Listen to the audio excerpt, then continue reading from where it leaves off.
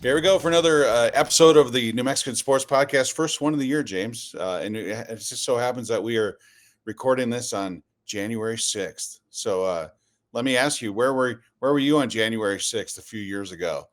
Do you remember that day? Um, That's a day that lives in infamy to if I some. if I remember correctly, they had me trying to get a hold of one of our congressional representatives, Leisure Fernandez, Mm. because I was working in education at the time. I hadn't quite made my move back, so I was actually knee deep in some of that stuff. Oh, yeah, I did.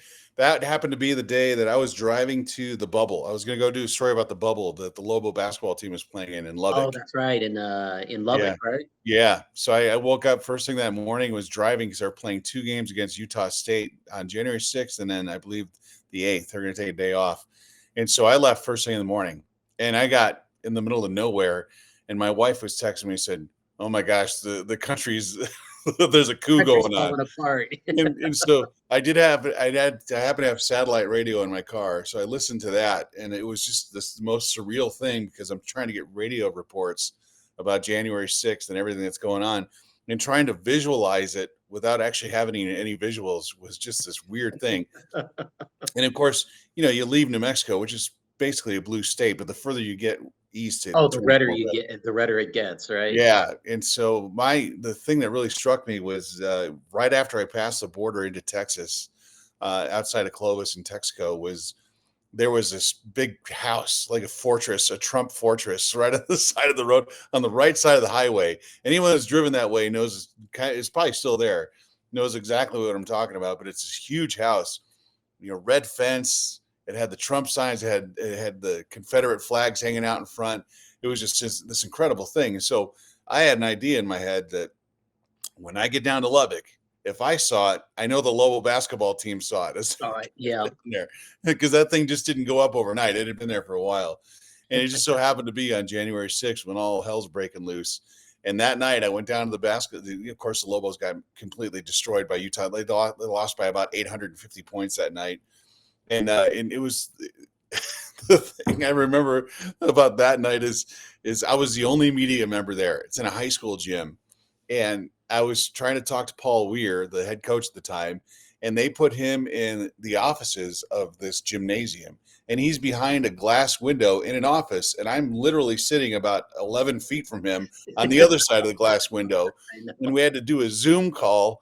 And so he and I could see each other talking, but there was about a second and a half delay, the audio and the visual coming through my and I just like yelled through the window, like, "Paul, why don't you just come out here and talk to me? I don't have COVID. You don't have COVID. If one of us does, we'll just live with it. We'll see what happens." But Yeah. I asked him about the Trump fortress. Had you seen that whole thing? And he just completely danced around it. He's like, "I'm not even touching that." It's like, because I'm pretty sure you guys saw it on the team bus, but he wanted nothing to do with it. So Of course. yeah, that's what I remember most from January 6th is just how just this out of body weird experience. It was like I was back in the 1800s getting reports through a telegraph. So Can you believe it's 5 years, man? I mean, happy 5th anniversary right there. right. Yeah, exactly. It's like a national holiday. I'm surprised the schools aren't shut down today. Yeah, the way things are going. Every Well, day it seems like we're at war with a different country. So I was gonna say in honor of that, the Republicans want all of their, constituents to storm every capital in the country. yeah, well, here's what I think should happen. I think the IOC should take the bold step of saying, you know what, the Winter Olympics are in 4 weeks. You guys can't come now.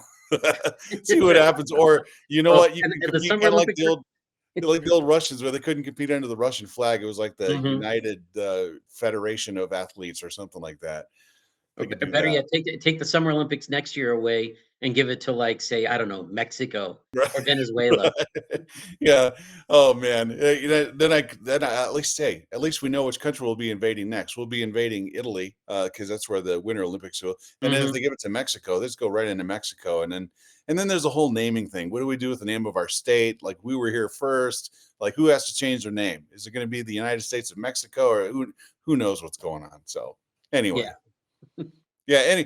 Anyway, this is a sports podcast. So let's talk about I sports. know. We spent about 3 minutes talking about politics, and now we're gonna segue Right. our way back into back into our lane, right? Trying hard trying to weave the sports into the politics of it all. But look, first week of January, a lot of high school basketball tournaments. I thought December was busy with tournaments, but this week is weird because we have 3 huge tournaments going on Yep. all at the same time. And last time I counted, there's only 2 of us in the sports department. So that's Yeah, well, somebody's not gonna be happy by the end of this week, no matter what we do, yeah. right? Well, I let you talk that because look, they're all pretty big. The NRG is They always a are. big deal, and then of course we have the newly named tournament at the Indian School, and then St. Mike's is having their round robin thing. But just talk about each one, and we'll go from there. Well, I'll start with the Indian School tournament. They named it after late coach Jason Abeyta. Now it's now the Jason Abeyta Memorial Tournament. That should be an interesting one, especially on the boys' side, because you've got Tularosa, who's still ranked in the top 3 in 3A, as well as Navajo Prep, who's actually played pretty decently. And they're on the opposite side of the bracket of Indian School. And then on top of all that, you also have Albuquerque Sandia Prep, who's one of those teams that's kind of, they're trying to establish themselves as maybe a contender, but they haven't quite been able to pull that off. So on the boys' side, you look at that, and that's a pretty interesting bracket. Girls' side probably should be Navajo Prep against Santa Fe Indian School. So I mean that's going to be, but I mean obviously if we're going to see this, it's going to be the Santa Fe Indian School finals. So that's what it's going to be there. The St. Michael's one really. I mean, Ruidoso's down. Portales, St. Mike's just beat them by 12 over the weekend at Portales' tournament. So that should be a relatively competitive game. But I think the big game everybody wants to see, or that everybody's going to be paying attention to, is the Saturday afternoon game between them and Bosque. Mhm. Bosque has long been considered one of the top 4 or 5 teams in the state. They've struggled a little bit. They even lost to Tularosa, I think, a couple of weeks ago. So they're looking to make a big splash and to get themselves a good signature win. Oh, and by the way, former St. Michael's head coach Gerard Garcia is the varsity assistant at Bosque. So you always kind of have that element there too, where the players get to see their old coach, and I'm sure Bosque is going to be playing extra hard for Gerard because they know what this means to him. Yeah, Um, just married Gerard Garcia too. I noticed he just got Recently, married. So yes, congratulations to him. yeah, congratulations, Gerard. Mm. And then lastly, I'll end with the NRG, which really has become the premier small school tournament, Mhm. at least in northern New Mexico. God, for 30, 40, 50 years now. I mean, it's just a cavalcade of the best teams in the north playing against each other, and really it's a preview of District 2 5 AA, because every single team in that district is in this tournament, which is kind of unfair. It'll be the last year actually that does happen. Next year, about half the teams will be in single A. Um, so it'll provide a little different element to the Mhm. whole thing. But for this year, really, it's about seeing who can rise to the challenge of Mesa Vista on both sides, on the boys and girls. On the boys side, I really do think it'll probably come down to Mesa Vista Pecos again, and that should be a very fun rematch. For Mhm. those that don't know, they played each other regular season opener.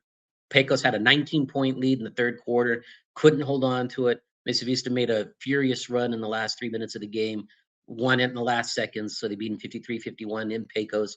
So I think a lot of people are really looking forward to that. On the girls' side, um, I was a little bit surprised to see Dulce as the 4th seed, and the way they do the seedings for the NRG is basically based off your record. So whoever Mhm. has the best record gets the 1 seed, and you go on from down there. But Dulce, even though they were 6-1, wasn't quite good enough to get either a 2 or a 3. They end up on the 4th seed, and they're going to be on the same side as Mesa Vista girls. So really, that semifinal game could be the matchup for the championship game. Nothing against Moro or McCurdy, the 2 and the 3 seeds on the opposite side of the bracket, but I think people really do think that Mesa Vista is far and away the better team out of the top 4 seeds at the very least. So there should be some really good, compelling games that'll have a lot of significance as we go on through the rest of the season. Some of these games, some of these wins or the losses, whatever they might be, they're going to have an impact when we get to state seeding.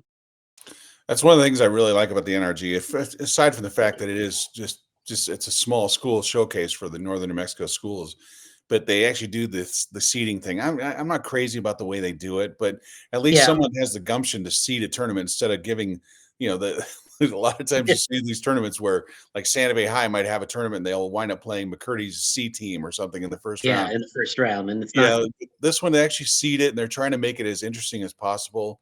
And you're right, Mesa Vista, Pecos. I mean, aside from the fact that those two schools just can't stand each other, and they have such a good rivalry, and they're both good at the same time. Man, wouldn't it be great to see those two teams playing the state championship game in a couple of months? And The- it definitely could be a possibility. yeah. Right now, I think you're looking. I think Mesa Vista right now is the number one team in the state in Mhm. 2A. Pecos though. I mean, it could be one of those things where those two run into each other in the semifinals. I mean, Pecos is going to have to do a little bit of work Yeah. here. They're probably going to have to win their district because one of the other top four teams in 2A is Santa Rosa, which is And in their district. Texaco. Whoever wins that, and actually Texaco's out of their district now, so Mhm. they're in the Southeast District. Um, but regardless, whoever wins that district between Santa Rosa and Pecos is probably going to be the 2 or maybe the 3 seed. Mhm. So if they can win their district, that puts them on the opposite side of the bracket against Mesa Vista, or vice versa. I mean, if Mesa Vista falls down to a 2 or 3 seed, Pecos might end up in that 4 if they lose the district title to Santa Rosa. Either way, I'd love to see that too because I think that would be an amazing Mhm. Saturday. The first game of the Saturday of the championship Saturday would be the 2A boys, and we'd be seeing Mesa Vista against Pecos. Boy, man, that place would be packed Yeah. even at 8 o'clock in the morning. Yeah, and look, Texaco and Santa Rosa, they're I think at this point they're a solid 2 and 3 seed. You're right. Yeah. Pecos is gonna have to work their way into it, but either way, I think Class 2A, the top 4 teams in 2A are just so good. You could make an argument that they could compete at the next level at 3A, but then the top teams in 3A could make the argument for competing in Oh 4A. yeah. But Yeah. yeah, Absolutely. I think March is shaping up to be a strong one for Northern New Mexico teams. And one team we haven't talked about because they're not involved in anything this weekend is Taos. I know Taos is they're off to a great start as a 4A school. They're playing well, so it's good to see Taos doing well. If Santa Fe High can make a run and kind of get things into it, you could have the tournaments 2A through 5A involving Northern New Mexico boys teams that could keep everyone involved. Attendance would be great in the state tournament. And it's crazy. It's the first week of January, and we're already talking about the state tournament attendance, but that's kind of the momentum that you build at this point, right? This early in the season. Yeah, absolutely. And yeah, I'm glad you brought up Taos because I kind of forgot about this, but they're in what they call it the North South tournament that Belen is holding this weekend, Mhm. and Taos is going to be going up against the likes of Belen. I believe Artesia's coming up for that tournament, so they may have a chance to play. What is everybody believes is the top team in 4A Mhm. this weekend. So there's a lot of good games for really what essentially amounts to the final weekend of all these regular season tournaments. I know Hope has their tournament next week, and there's a couple of others, but this is really the last big week for these major tournaments. I mean, obviously, we can't even forget about the Metro um, Yeah. Championship are going on right now as well with all the Albuquerque schools. But since Santa Fe High is not in it anymore, it kind of gets glossed over in our region at least. Yeah, it would be nice to see these tournaments spread out just a little bit. Maybe have St. Mike's tournament go back, but St. Mike's usually tries to hold their tournament first week of January. And Yeah. the one thing about them, at least this year, the tournament is not filled with Crown Point and Newcomb and those schools. They did get the tournament quite a bit stronger, it'll be interesting to see that. But when you hold that tournament up against, say, the Jason Abeyta tournament, the one at the Indian School looks to be much more compelling at this point. But either way, between the NRG, St. Mike's, and the one at the Indian School, it's going to be a fun, very busy week, and it's going to be hard to get to all three of them. But we'll do it. Yeah, And oh, by the way, Santa Fe we'll High's do the best we can, man. playing Like you said, there's only two of us, and there's only so much you can do. And the nice thing about it though is that both the Indian School and the St. Mike's tournament, like the last game, I think Bosque and St. Mike's is a 4 p.m. game. Mhm. So if you really wanted to, if you really felt the urge to want to hit all three, you probably could. You could hit the Indian School game, the girls' championship, which is at 6. Yeah. And then if you really want to make the drive all the way up to Española to see the boys' championship game, you'll probably get there right around the first second quarter of the boys' championship game. But if for those that are brave enough to do it, more power to you. Well, I think James Brown is he's foreshadowing what he's going to try to do on Saturday. I think we just found out what his Saturday plans are. Oh no, no, no, no. I mean, that could be the story, is how you try to get from one point to another and try to do all three at the same time, which is, I Oh, mean, great. Now you're gonna our bosses are gonna see this yeah, are gonna see this and they're gonna be like, oh, that's a great idea. A1 story for Three Sunday. tournaments in one day. Yeah, yeah. A1 story, which are always the worst because then you gotta write to a different style, but you know what? Yeah. Use your idea, it's your fault, so have fun with it. Yeah, Try thanks. try to Oh man, break down way to the back me up there, women's bud. hospitality rooms too. You could do that. Really, we should do. I think a fun story would be talking about the hospitality rooms at each place because some of them aren't very good anymore. It's kind of No, they're disappointing, not. But so far, what's the best hospitality room you've seen so far? I know you've been at the Stu Clark. Well, I gotta give it to I gotta give it to the people at of Milwaukee Valley. The Ben Lujan tournament was really good. I really like what they did there. Hmm. And they really turned. The first day was really nice. Had some homemade meals and everything. It was great. And then they did pasta the next day, and on the last day, I think they kind of made it a little easier on themselves with just some Frito pie and enchiladas and stuff. But hey, it was really good food. Capitals is always amazing, and that's Yeah, mainly because you yeah. get the home cooked food there. The Mhm. one that again, and I've said this before, that the one that's I find most disappointing is a Stu Clark. They just stop. It's just not there. And if they do bring food, it's like just pizza from whatever pizza establishments providing food for Yeah. the concession stands, but they don't even have a hospitality room. Oh, Um, that's a bummer. They used to be yeah, so good too. Yeah, the one yeah, thing yeah. Stu Clark used to do is they would serve food on plastic plates instead of paper. So it was like, man, really stepping up in the That's world. This is hey, it's an upgrade, man. nice. At least your plate won't fall apart like it would at some places. I know. When they slop that menudo on there, it doesn't, the plate doesn't fall apart. But Exactly, now you're exactly. stuck with Little Caesars on napkins. So that's a Yeah, bummer. or those really flimsy styrofoam bowls that you would get. Yeah, Yeah. yeah, yeah. That's like the one ply styrofoam stuff where yeah, I know exactly what you're saying.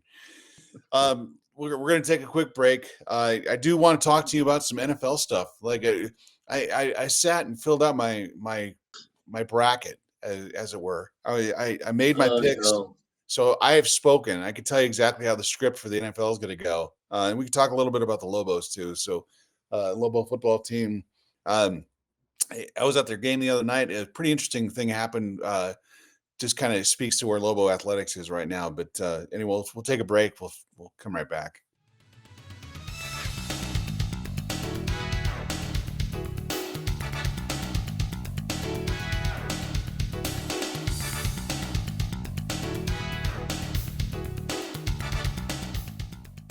All right, hey, we're back. Look, some changes in the UNM athletic department. Before we get to that, I was at their most recent home game. The basketball team, they were playing Wyoming over the weekend. It's a conference game. It's a traditional rival. They've been conference rivals with Wyoming forever. So there's a decent crowd there. But the biggest ovation of the night by far. Can you guess what it was? I'm gonna guess it was the that when they announced Eric Berryman. No, it was No, Jason Eck came walking Jason. down the ramp. Oh, And of just course. Yeah, just arbitrarily came walking down the ramp in the middle of the first half, and he kind of waved to the crowd, walked towards his seat, and the place just erupted. I mean, the guy, he's clearly the most popular person in the state of New Mexico right now. Who So, would have ever thought that, man? This place has turned into a football town. The more and more we go along here, oh man. yeah, yeah. Well, and then last night, you and I were in that group chat with our designer Eric Hedlund. We are talking about the FCS championship game. Of course, Mhm. Montana State won that. Montana State beat UNM last year, which was kind of the catalyst for bringing in Jason Eck. But I know Brent Vegan, the Montana State coach, is one of the candidates to come Yeah. here. So it's like you're watching this guy win a national championship. He was like 1A, the option, and Jason Eck was the first one. Well, he So still might he might be the one next time this job yeah, opens up. So let's be yeah, honest. I mean, he might still be out there but well next year. I mean, well, right, by the end of this year. I mean, what do we say? I mean, I forget we're in 2026 now. So yeah. when I say next year, it's like December is only 11 months away now. Yeah. Well, and that's the thing is you watch the FCS championship and the game was played at Vanderbilt Stadium. It was a lot of people were at that thing. Yeah. And it, they are technically they are officially a step below where the FBS is, where UNM plays, but Mhm. UNM's in that middle weird that ether of the not Power 5 conferences and or Power 4 conferences. I think eventually they need to go to something similar to that, to where every other team in the country has something to shoot for, because here, Montana State, they don't have the resources that the upper level Division I schools have, but it's exciting. It was a good, tough brand of It was. football, and Yeah, it gives it every was. school from where most of us would consider the middle of nowhere, it gives them a shot to play for something, and the Yeah. fans turn out. You're on national TV, and there's something to go for. So it was kind of cool to watch it and you think, where, gosh, 10 years from now, I wonder what college football is going to look like. Will all of that be absorbed into FBS and they have their own separate thing, or who knows where it works? But No, absolutely. And and it's fun to see. You talked about vegan there before, and the fact that last year they lost a heartbreaker to North Dakota State in mhm. the championship. And then they had a 28-14 lead, and they looked like they were in control of that game. And Illinois State just wouldn't go away, man. And it was great to see that game go into overtime. And man, these last 2 days, where we're talking about kickers, and Oh the yeah. vital role they play for teams. Yeah. I mean, when you look at with the ending of the Ravens Steelers game, and then Illinois State not being able to get the field goal at the end of Mhm. regulation, and then not getting the extra point in overtime. I mean, gosh, it was there was some really gripping football, and leading into the FBS stuff. I mean, we got college football playoffs Thursday and Friday with the Yeah. with the semifinals, and that's maybe that'll portend to some more kicking issues. Yeah. Well, so now the NFL playoffs are set, and I know, look, your team's out of it. My team's Your been out team's of it out of all it, yeah. season. So we have the luxury of sitting back and just kind of cherry picking arguments and kind of doing whatever we want for now. So we're not invested. We don't have a dog in the fight. But have you had a chance to fill out your playoff bracket? Have you done that yet? No, I haven't, but I feel like what I'd love to see is a Texans Seahawks Super Bowl, just so that way you can get that whole Sam Darnold's not an elite NFL quarterback stigma off his back. And then I just like the Texans just because just because they're always kind of that team that just, oh yeah, they play football in Houston, and they got a great defense. I mean, Right. I've seen Outstanding that defense, and defense. defense carries you, and hopefully, the Texans can do enough to get themselves to the Super Bowl. That'd be Yeah, cool to them see. them in Denver. Their defense, both those teams are just off the charts with We don't even that. talk about Denver. Yeah. So my thing is, there's 6 games this weekend. I think the road team wins 5 of those 6. I think the only team that wins at home is gonna be New England. I think all the other I see the Bears completely flaming Oh, out. dude, no, dude, no. Because Dude, the the Packers Niners didn't are not score going to yet. win. That defense is just. I'm sorry, it's a sieve. You're not a Niners fan at all, are you? Oh, hell no. See, like, I'm not a Niners fan either, because I'm a Redskins fan, so I naturally hate. Everyone talked about the Niners being the team of the '80s. You know what? With the Redskins are right there. They went to they were in the Super Bowl almost as many times as the Niners were, but no one ever talks about them. So, not that I'm bitter or anything, but you know, No, not at yeah. all. But I do see. I have a soft spot for Buffalo. I have no idea why. I have no allegiance. I don't know a single Bills fan in my life, but for some reason, I've always kind of like partially rooted for them. So I think Buffalo, maybe I'm going against all common sense here. I think Buffalo plays the 49ers in the Super Bowl. And like I told you in a text last week, that's the Super Bowl Chris Berman has always wanted. And I think he strokes out the night before the game, and he never gets to see the 2 teams he'd always predicted would play. So I think you have the Niners playing at home in the Super Bowl against Buffalo. Then Buffalo wins it. They go back to their old stadium to celebrate, and they find out their stadium has been imploded. So it's like sad story all around. Dude, I will buy you a steak dinner if that happens, and I give that a 0.1% chance of happening right now. Oh man! So who do you have there in the big game? You actually have you're really going with the Texans, a team that's never even Yeah, sniffed I'm the gonna Super I'm I'm Bowl. I'm gonna ride with them, man. They're playing well. I mean, they've won 8 in a row. And defense carries the day, especially when you get to this point in the season. If they can score just enough points. And here's the funny thing: everybody talks about their offense and how much it struggled. I just saw a stat. They scored 404 points this year. that's a team record. So obviously their offense is not as bad as everybody thinks it is. And you get into those tournaments or you get into those playoffs where, especially this year, because you've got a lot of new teams. I mean, especially on the AFC side. I mean, there's no Ravens, there's no Chiefs. You've got the Broncos who hadn't been in the playoffs in like 10 years. And I mean, it's only their second year, I'm sorry, but they've gone through a long drought. And now they're in it as the 1 seed. You get them as the 1 seed. You got Jacksonville who's the 2 seed. And this is only like their third time in the last 10 years they've been in the playoffs. Yeah. Just a lot of turnover, and it's just different, new and exciting. And I just think what we're going to get, we're not going to get the two top, the two number 1 seeds in there. I'm very confident about that. I think we could easily see like a 6 or a 7 seed. I mean, yeah, you've got the Niners there as a 7 and the Bills as the 6 seed getting in there. But I mean, I think that one of the division champs will get to the Super Bowl, and I think it's going to be on the NFC side. And I really do like the way the Seahawks are playing right now. I mean, they've got a top 5 offense and a top 5 defense, and that's a hard combination to beat. And I think that's why I'm going with them. And then the AFC side, I just think it's whoever's hottest. And honestly, I could see a Jacksonville, Houston AFC Championship game. Oh, I mean, wow. Yeah. I've got zero faith in Jacksonville. None at all. Like I know they're playing I at home. do too, but it'd be nice to see. Honestly, I think the championship game will probably be well, shoot, I'll say it. I think it's going to be I think it'll be New England, Houston, and I think it's going to be the Rams and the Seahawks in the championship games. And that's going to be our Final Four, and I think it'll be the Texans and the Seahawks. That's one of The teams I have zero faith in at all, completely zero, none. The Jaguars, the Bears. I think the Bears are absolutely going to implode. Yeah. The Chargers, they've made a history out of looking awful in the playoffs. So I think the Chargers go to New England. They lose that game like 40-3. They're just going to get crushed.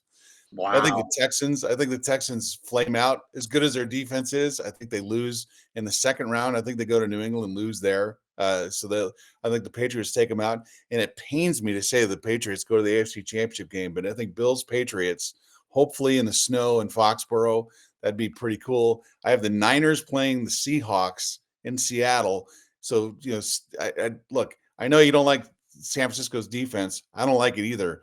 But I think the idea of the Niners going back home to play the Super Bowl against the Bills that'd be fun to watch. But yeah, in any other year, I might have agreed with you, but when you get to this point in the year, you got to be able to stop teams, and I just don't see the Niners doing that.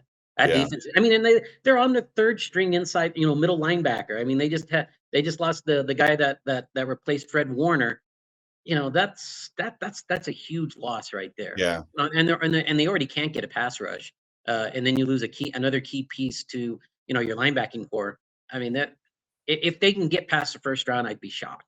I really do think the season ends for them. Against the Eagles, because the Eagles have a really good defense, and if the Niners can't score 20 to 25 points, they're not going to win. All right, hard pivot. We're going to go back to UNM. I had a chance to talk to Ryan Berryman, the new interim athletic director at the University of New Mexico. He's 32 years old, and I did make the point that he's the first athletic administrator or coach that I know of that I'm old enough to be his father. So it's just a weird situation. He's 32 years old, but he replaces on an interim basis Fernando Lovo, who was introduced formally yesterday at the University of Colorado. Good for Fern. I hope he does well there. He's a likable guy. I think he'll do good things in a power conference with a marquee brand like that. But look, I know UNM is conducting a national search.